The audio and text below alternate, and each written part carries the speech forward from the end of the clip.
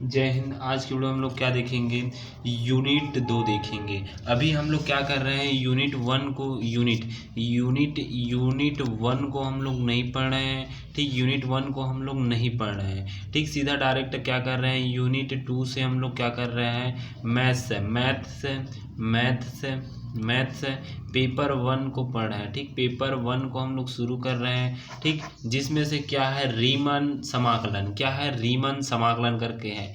ठीक, रीमन। ठीक, क्या है, रीमन समाकलन क्या है, रीमन समाकलन है, जिसका चैप्टर का नाम रीमन समाकलन है। ठीक, इसको हम लोग देखेंगे। ठीक, तो देखिए सबसे पहला क्या है, इसमें हम लोग क्या पढ़ेंगे, विभाजक फलक को पढ़ेंगे। विभाजक फलक किसे कहा जाता है, विभाजन।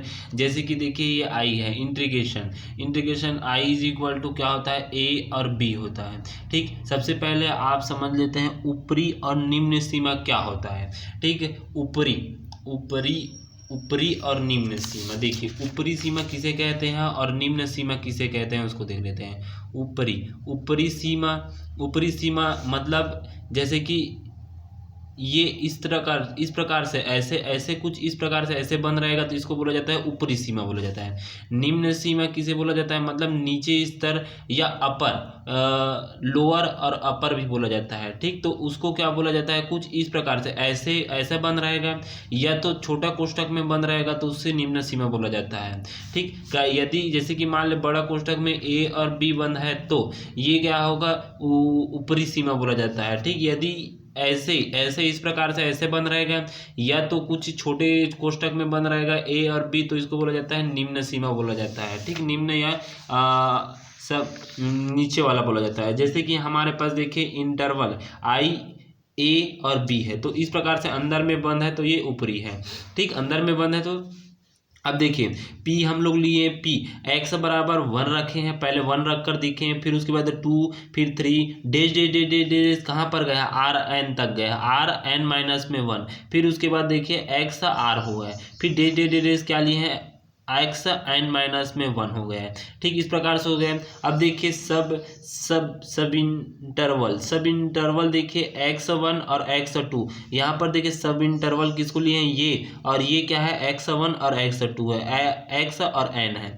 ठीक, अब देखिए दूसरा देखते हैं, जोड़ी बनाते हैं। जैसे कि x1 x2 का जोड़ी बना है सब इंटरवल, मतलब उसी प्रकार से देखिए यहाँ पर देखिए x और n का यहाँ पर बना है। उसी प्रकार देखिए जोड़ी यहाँ पर देखिए x r-1 और x r बना है, तो यहाँ पर देखिए x r-1 और यहाँ पर हुआ है डेज कॉमा x r बना है। डेज देखिए यहाँ पर x n वाला कब बना है, तो Xn-1 x n हो गए। ठीक, उसके बाद देखिए nवा के लिए निकालते हैं, nवा इंटरवल देखते हैं। देखिए nवा देखिए तो nवा वाले इंटरवल ये है, तो इसको उतार देते हैं यहाँ पर। तो देखिए Xn-1 और यहाँ पर डेज कॉमा ठीक x n हो गए। उसी प्रकार देखिए rवा इंटरवल देखिए यहाँ पर देखिए rवा इंटरवल x r-1 और x r हो गए, जहां r इज इक्वल टू 0 1 2 3 इस प्रकार से हो गए।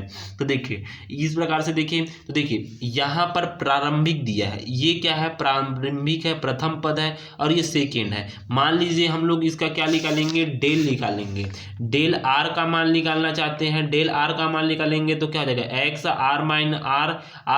r प्रारंभिक, अंतिम माइनस में प्रारंभिक होता है कि नहीं होता है, आप फिजिक्स में पढ़ेंगे। डेल का मान निकालते हैं तो क्या होता है, अंतिम माइनस में क्या आता है, प्रारंभिक होता है।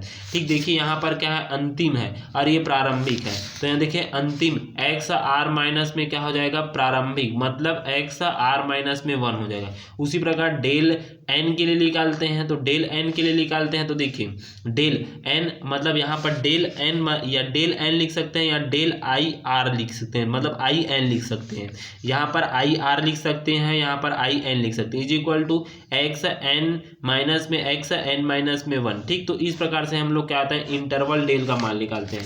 देखिए डेल हो गए, del I R is equal to x r-1।